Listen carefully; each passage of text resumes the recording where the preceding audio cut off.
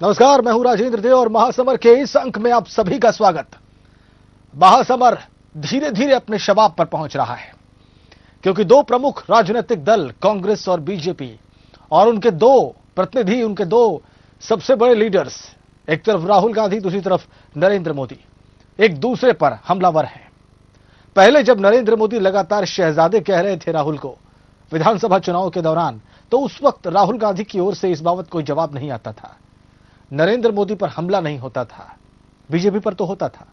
लेकिन अब राहुल गांधी मुखर हैं, आक्रामक हैं, खुलकर नरेंद्र मोदी पर हमला कर रहे हैं, वो भी उनके गढ़ में।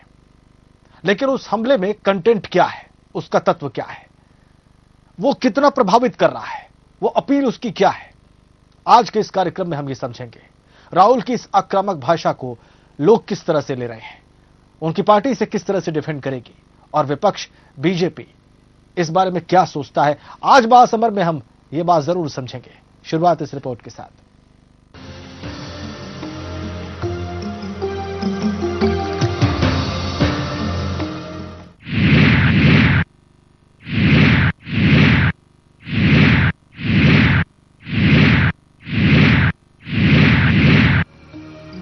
2014 के इस चुनावी हमाम में हर कोई डुबकी लगाना चाहता है, चाहे वो बीजेपी के नेता हो या कांग्रेस के। इस दौर में कोई किसी से पीछे नहीं है। पिछले विधानसभा चुनाव से जो भाषणों का दौर चला है वो थमा ही नहीं। एक और जहां विपक्ष में बैठी बीजेपी ने गुजरात के मुख्यमंत्री नरेंद्र मोदी को चुनावी कमान सौंपी है, तो वहीं सत्ताधारी कांग्रेस ने अपने चमकते सितारे राहुल गांधी को आगे किया है। एक तरफ एक मंझा हुआ खिलाड़ी है तो दूसरी ओर एक युवा खिलाड़ी। और कांग्रेस पार्टी बच नहीं पाएगी। भाइयों बहनों, हिंदुस्तान ने फैसला कर लिया है। इस चुनाव में कांग्रेस पार्टी 2 अंक को भी पार करने में उसकी आंखों में पानी आ जाएगा, पानी आ जाएगा। कांग्रेस पार्टी की ऐसी बर्बादी क्यों हुई? इनकी बर्बादी इसलिए हुई क्योंकि उन्होंने देश को बर्बाद किया।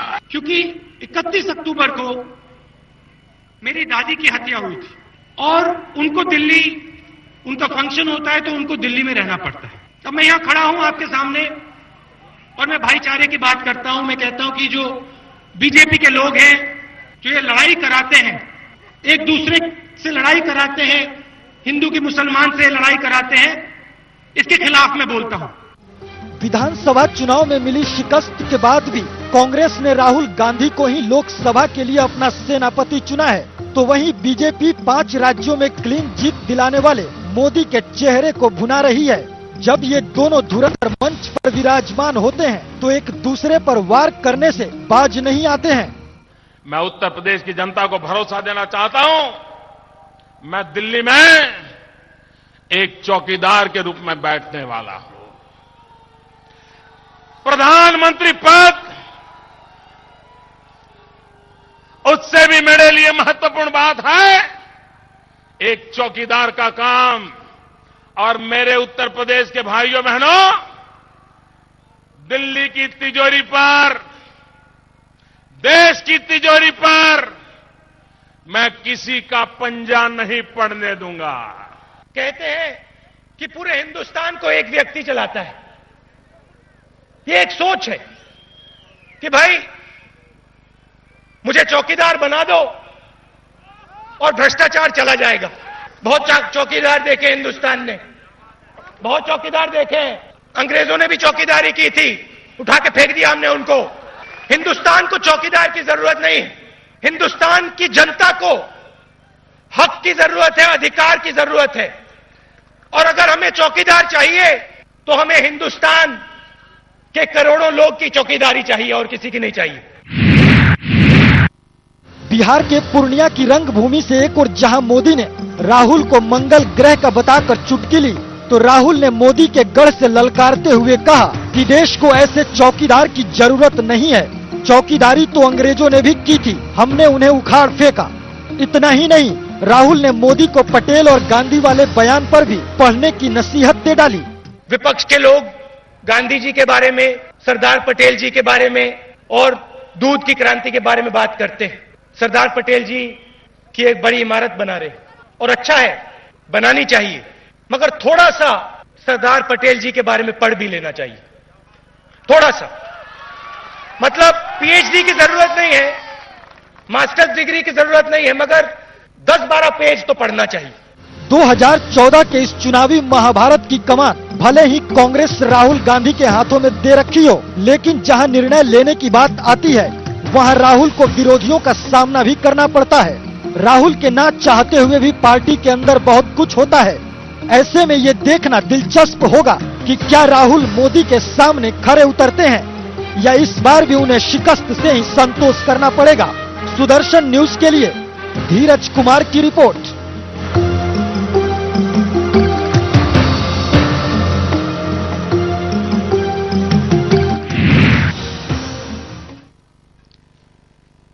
मोदी के शहजादे मोदी पर निशाना साध रहे हैं, जबरदस्त प्रहार कर रहे हैं, वो भी गुजरात में खड़े होकर।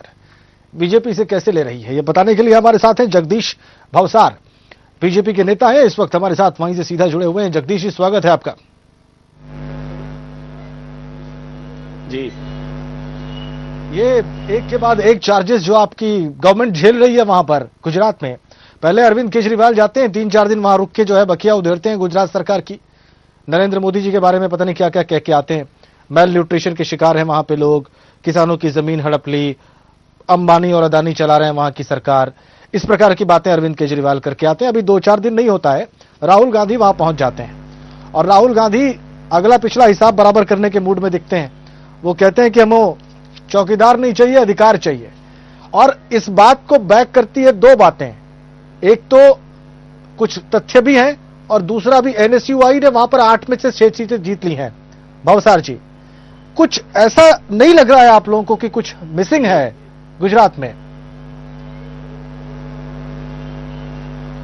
नहीं, देखिए 2012 दिसंबर के अंदर गुजरात विधानसभा के चुनाव हुए।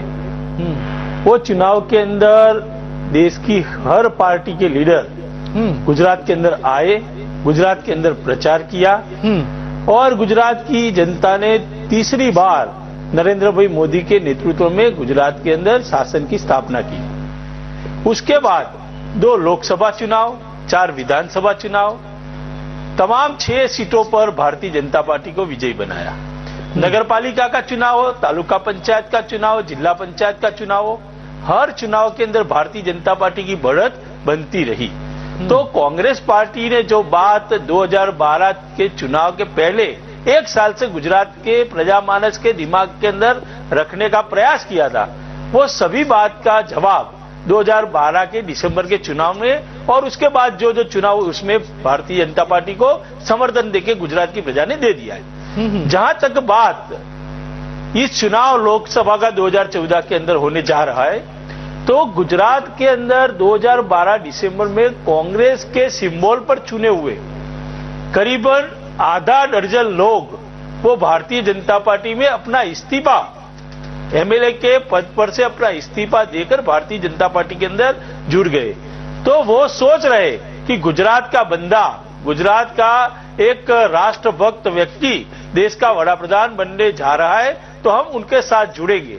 ऐसा नहीं कि एमएलए जुड़े भाजपा के अंदर। भवसार जी, कहीं ऐसा तो नहीं है कि वर्षों से काम करे कांग्रेस पार्टी के कार्यकर्ता भी भाजपा के अंदर जुड़े? नहीं, ये तो बात ठीक है आपकी, बहुत सारे कांग्रेस के लोग आए हैं आपके पास, इसमें कोई शक नहीं है। क्या ये समर्थन या जो आप बात कह रहे हैं लहर की, वो सिर्फ इस वजह से है क्योंकि गुजराती जो है वो प्रधानमंत्री बनने की कगार में जो है खड़ा हुआ है और बहुत आगे दिखाई दे रहा है, या सच में वहां पर ऐसी चीजें हैं जिससे कि आप पर जो है कोई दाग न लगे? देखिए, सिर्फ गुजरात नहीं, आप पूर्व से लेकर पश्चिम तक, उत्तर से लेकर दक्षिण तक कांग्रेस को हटाने की मानसिकता देश के लोगों ने बना ली है। 4 राज्यों के जो चुनाव हुए उसमें नरेंद्र मोदी ने बात की थी, कांग्रेस का जो स्टूडेंट विंग है उसने वहां पे जीत हासिल की है। भवसार साहब, इसके कुछ संकेत मिल रहे हैं आपको? देखिए, जो विश्वविद्यालय का चुनाव है, वो विश्वविद्यालय के चुनाव के अंदर कभी भारतीय जनता पार्टी के समर्थित लोग चुन के आते, कभी एनएसयूआई के समर्थित यानी कांग्रेस पार्टी के समर्थित लोग चुन के आते। विगत 2012 दिसंबर के पहले गुजरात विश्वविद्यालय के चुनाव हुए थे, उसमें भी ये स्थिति निर्माण हुई थी। उसको आप पूरे गुजरात का, पूरे देश का मैंडेट मान सकते नहीं, क्योंकि बाद में दिसंबर के अंदर चुनाव आया था। ढेर सारे युवाओं ने भारतीय जनता पार्टी को समर्थन देके नरेंद्र भाई मोदी को तीसरी बार, हमारा एक भारतीय जनता युवा मोर्चा का महामंत्री, अभी राष्ट्रीय महामंत्री है, सबसे छोटा एमएलए सूरत से हर्ष संघवी चुन के आया था। तो भारतीय जनता पार्टी गुजरात के अंदर एनएसयूआई ने 2 सीट ज्यादा जीत ली, तो पूरा गुजरात कांग्रेस पार्टी के फेवर के अंदर हो गया। इसको आप इसके साथ तुलना कर सकते नहीं, क्योंकि आम चुनाव की बात अलग होती है, विश्वविद्यालय के चुनाव की बात ऐसा कह रहा था भवसार साहब, इसी वजह से ऐसा कह रहा था क्योंकि अभी थोड़े दिनों पहले जब दिल्ली विश्वविद्यालय में एबीवीपी जो बीजेपी का स्टूडेंट विंग है, जब उसने स्वीप किया था, बहुत बड़ी जीत हासिल की थी, तो उसको मोदी इफेक्ट से जोड़ के देखा जा रहा था। उसके पीछे यह कहा जा रहा था कि चूंकि मोदी बीजेपी के पीएम कैंडिडेट है और पूरे देश में मोदी को लेकर एक सकारात्मक प्रभाव है और इसका असर दिल्ली विश्वविद्यालय पर दिख रहा है, वहां पर एबीवीपी की जीत में दिख रहा है। इसलिए मैंने आपसे सवाल पूछा एनएसयूआई का। अब आप मना कर रहे हैं, चलिए मैं आप ही की बात मान लेता हूं, आगे बढ़ते हैं। दिल्ली देश का हार्ट है। दिल्ली देश की सभी चीजों को अच्छी तरह से उसकी तुलना करता है। तो दिल्ली विश्वविद्यालय का चुनाव आप एक बात डिरेक्शन कह सकते हैं कि ये नरेंद्र मोदी की सकारात्मकता की स्वीकृति स्टूडेंटों के अंदर है। नहीं मतलब आप जीत जाएं तो नरेंद्र मोदी की सकारात्मकता की स्वीकृति है, वो जीत जाएं तो ये कोई खास बात नहीं है भवसार साहब। नहीं, दिल्ली की बात है। नहीं, देश के अंदर ढेर सारी विश्वविद्यालय है, लेकिन दिल्ली के चुनाव का बहुत महत्व होता है। वो जेएनयू का हो और डूसू का हो, दोनों का कुछ न कुछ महत्व होता है। इस हिसाब से आप जोड़ सकते हैं। इस हिसाब से दिल्ली विधानसभा की अगर बात की जाए तो आप बहुमत का आंकड़ा नहीं पार कर पाए, नंबर 1 पार्टी तो बन गए, लेकिन आपको मेजोरिटी नहीं मिली। तो क्या आप मान लें कि दिल्ली देश का दिल है, जो यहां पर हुआ है वही पूरे इंडिया में होगा? यही आपका लॉजिक है ना? देखिए, नहीं, यही बात मैं आपके माध्यम से पूरे देश के समक्ष स्पष्ट करना चाहता हूं। रखिए, दिल्ली का जो नतीजा निकला, भारतीय जनता पार्टी को 32 सीटें मिली। भारतीय जनता पार्टी पावर के अंदर आने वाली थी, हमको पूरा विश्वास था। कांग्रेस मुक्त भारत की बात नरेंद्र भाई मोदी ने पूरे देश के अंदर घूम के की, उसका ही परिणाम आप देखिए। कांग्रेस 70 में से सिर्फ 8 बैठक प्राप्त कर सकी। केजरीवाल जो है, उनकी आप पार्टी, उनकी डिमांड क्या थी? भ्रष्टाचार के खिलाफ वो लोग बोल रहे थे, महंगाई के खिलाफ बोलते थे। क्या आपकी बात का अर्थ ये निकाला जाए भवसार साहब? मोदी जी की आवाज ही पूरे ठीक है, आप कह रहे हैं 70 में से सिर्फ 8 सीटें मिली कांग्रेस को। आप कह रहे हैं 70 में से सिर्फ 8 सीटें मिली कांग्रेस को। तो क्या मोदी जी के कैंपेन का अर्थ ये है कि सिर्फ कांग्रेस को परास्त किया जाए? देखिए, दिल्ली की 7 सीट भारतीय जनता पार्टी जीतेगी। चलिए, मैं सिर्फ ये पूछ रहा हूं कि आप जो कैंपेनिंग कर रहे हैं उसका अर्थ सिर्फ कांग्रेस को परास्त करना है कि बीजेपी को जिताकर मोदी जी को प्रधानमंत्री बनाना है? देखिए, पहली बात, दिल्ली से लेकर पूरे देश में से कांग्रेस मुक्त भारत करना है। 1947 से लेके 2014 करीब 55 साल तक कांग्रेस पार्टी ने शासन किया। आज वो राइट टू फूड देने निकले, राइट टू एजुकेशन दिया है। सब अपने बंधारण के अंदर, अपने कॉन्स्टिट्यूशन के अंदर लिखा था 6 से 14 साल के बच्चे को प्राथमिक शिक्षा फर्जियत देनी चाहिए। किसने रोका था? 55 साल तक शासन उन्होंने किया। अपना आयोजन हमने 1950 के अंदर प्लानिंग कमीशन बनाया, फर्स्ट पंचवर्षीय योजना रखी। आज 12 पंचवर्षीय योजना पूरी होने जा रही है। 55 साल में देश में कुछ नहीं हुआ है भवसार साहब? चलिए ठीक है, स्वीकृत किया, तब गरीबी। ठीक है, आप जो बात कह रहे हैं उसका अर्थ क्या ये है कि कुछ नहीं हुआ है देश में? उनके मुख्य उद्देश्य के अंदर रखी थी। आज राइट टू फूड देने निकले, किसने गरीब रखा देश को? किसने विभाजित किया देश को? कांग्रेस पार्टी ने किया। ठीक है, तो एक छोटे से ब्रेक के लिए रुक रहे हैं। बहुत सारे सवाल आप ही ने खड़े कर दिए हैं, जो कांग्रेस पार्टी पर खड़े किए उनमें से बहुत सारे आप पर भी लागू होते हैं। इस छोटे से ब्रेक के बाद फौरन हाजिर होते हैं। आपकी जिंदगी में बदलाव ला करके रखेंगे। कांग्रेस पार्टी एक सोच है।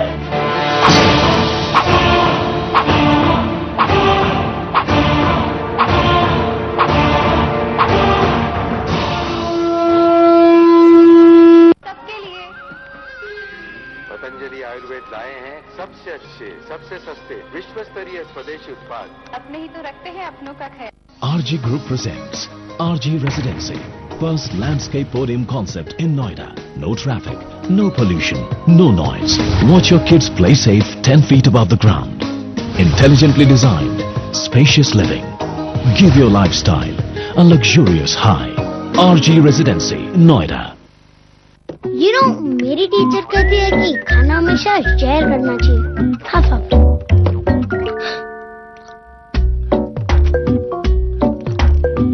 हेलो, टीचर ने नहीं सिखाया क्या?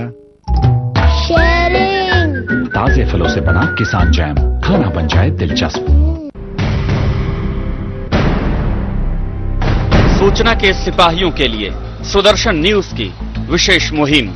अगर आप आरटीआई एक्टिविस्ट हैं और सूचना के अधिकार का आपने सदुपयोग किया है, अपने इस अधिकार का प्रभावकारी उपयोग करके इस लड़ाई को जारी रखना चाहते हैं, तो सुदर्शन न्यूज आपके प्रयासों को और ज्यादा मजबूत करने के लिए सदैव आपके साथ है। आपके नागरिक अधिकारों के साथ ही हम आपको मीडिया का विशेषाधिकार उपलब्ध करा रहे हैं। सूचना के सिपाही अब नागरिक पत्रकार बनेंगे। आपने जो जानकारी हासिल की है उसे हम देंगे मीडिया में पूरी प्रसिद्धि। अगर आपको सूचना के अधिकार से जानकारी लेने में समस्या आ रही है तो आप नागरिक पत्रकार बनकर मीडिया के विशेषाधिकार का भी उपयोग करें। जल्द से जल्द जानकारी लें। सूचना के अधिकार के बाद देश में बहुत परिवर्तन आया है, लेकिन इसके ऊपर भी अब कई बंदिशों की तैयारियां हो रही हैं। कई विभागों में इसको असहयोग का तो कई विभागों में इसे विरोध का भी सामना करना पड़ रहा है। ऐसे में देश इस लड़ाई को धीरे धीरे कमजोर होते देख रहा है। ऐसा होना देश हित में नहीं है, इससे देश को नुकसान ही होगा। इसीलिए हम